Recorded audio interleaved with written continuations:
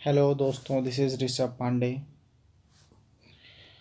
और मैं आज आपको फिलॉसफी पढ़ाने जा रहा हूँ, जिसको हम हिंदी में दर्शन शास्त्र कहते हैं। और जैसा कि आप जानते हैं, दर्शन शास्त्र जो फिलॉसफी है वो इंग्लिश में उसका अर्थ होता है फिलॉस। वो दो शब्दों से बना हुआ है, फिलॉस और सोफिया से। फिलॉस का मतलब होता है अनुराग या प्रेम, और सोफिया का मतलब होता है ज्ञान, अर्थात ज्ञान के प्रति प्रेम को हम फिलॉसफी कहते हैं। पाश्चात्य दर्शन में ये खूबी है कि वहाँ पे ज्ञान के लिए ज्ञान की बात की गई है, नॉलेज फॉर नॉलेज।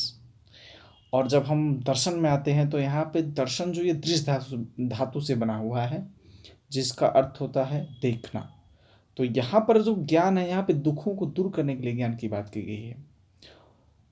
तो इस दृष्टिकोण से अगर हम पहले समझ लें अंतर को, तो पाश्चात्य दार्शनिक जितने भी हैं, उन्होंने ज्ञान प्राप्त करने के लिए ज्ञान की बात की है, जबकि हमारे यहाँ मोक्ष प्राप्त अर्थात दुखों को कैसे दूर किया जाए, इसके लिए फिलॉसफी की बात की गई है।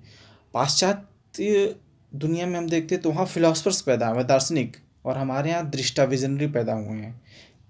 उन्होंने देखने नज़रिया दिया है एक देखने का, इसको कैसे देखा जाए, इस दुनिया को, रियलिटी को।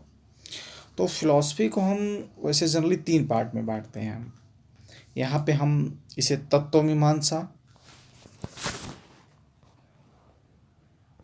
यहाँ पे इसे हम तत्व मीमांसा, ज्ञान मीमांसा और मूल्य मीमांसा में बांटते हैं। फिर आगे चलकर जो ये तत्व मीमांसा का मतलब क्या है, तत्व मीमांसा जो है आगे चलकर 2 भागों में बट जाती है। एक आता है मेटरलिस्टिक अप्रोच और दूसरा एटलिस्टिक आइडियलिस्टिक। तो मेटरलिस्टिक मतलब ये होता है कि जो दार्शनिक ये मानते हैं कि इस सृष्टि का जो मूल तत्व है इसी भौतिक जगत में ही निहित है। उनका जो अप्रोच होता है वो मटेरियलिस्टिक कहा जाता है। उसके तहत हमारे पास चारवाक भारतीय दर्शन में, न्याय और वैशेषिक और हॉब्स जैसे दार्शनिक आते हैं। और जब हम तत्वमीमांसा के आइडियलिस्टिक अप्रोच की बात करते हैं तो यहाँ ये बोला जाता है कि जो सृष्टि का जो मूल तत्व है वो भौतिक जगत से परे है। यहाँ पे हम बर्कले को देख सकते हैं, कांट को देख सकते हैं। तो मतलब मैं कंक्लूड करके अगर आपको बताऊं तो तत्वमीमांसा में यह हम चर्चा करते हैं कि ये रियल जो दुनिया है ये किस चीज़ से बनी हुई है, आत्मा इसका कारण क्या है, ईश्वर है या नहीं है, तो और है तो उसका कारण क्या है। इस सब के विषय में अगर हम चर्चा करते हैं तो वो आती है बात तत्वमीमांसा, जिसे हम मेटाफिजिक्स कहते हैं।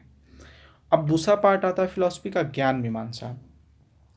ज्ञान मीमांसा आगे चलकर 2 भागों में बढ़ता है। पहला उसका भाग है बुद्धिवाद, जिसको रेशनलिज्म बोलते हैं, और दूसरा भाग आता है अनुभववाद, एप्रिसिज्म। ये दोनों विचारधाराएं एक दूसरे की विरोधी विचारधाराएं हैं। विरोधी इस मायने में है क्योंकि बुद्धिवाद जो बोलता है उसका अपोजिट अनुभववाद बोलता है। जैसे बुद्धिवाद बोलेगा कि ज्ञान का जो पूरा मुख्य आधार है वो बुद्धि है, और अनुभववाद बोलता है कि उसका ज्ञान का प्रमुख आधार क्या, अनुभव है। और इसी तरह वो बोलेगा, बुद्धिवाद बोलेगा कि हमारा ज्ञान जो होता है इन्नेट आइडिया के रूप में हमारे बचपन से ही विद्यमान है। बुद्धिवाद बोलेगा नहीं, बचपन से कोई ज्ञान नहीं होता, वो टेबुला टेबुला अनुभववाद बोलेगा कि ज्ञान हमें बचपन से नहीं होता है, हमारी बुद्धि टेबुला रासा की तरह होती है, एकदम क्लीन होती है। बाद में हम जैसे जैसे अनुभव प्राप्त करते हैं वैसे वैसे ज्ञान होता जाता है। तो लेट्स चलते हैं, ये आगे की बात है, इसे आपको आगे पढ़ाया जाएगा। और हम जैसा कि देखते हैं बुद्धिवाद में हमें 3 दार्शनिक मिलते हैं, देकार्त, लाइबनिज और स्पिनोजा।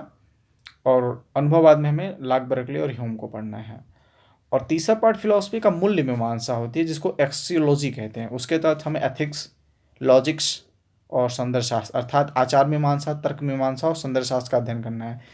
जैसा कि दोस्तों मैं आपको बता देना चाहूँगा कि ये जो एक्सोलॉजी अर्थात मूल्य मीमांसा है हमारी यूपीएससी के सिलेबस में नहीं है। तो हमें खास करके पढ़ना क्या है, तत्व मीमांसा और ज्ञान मीमांसा के बारे में। आज के लिए इतना ही, धन्यवाद।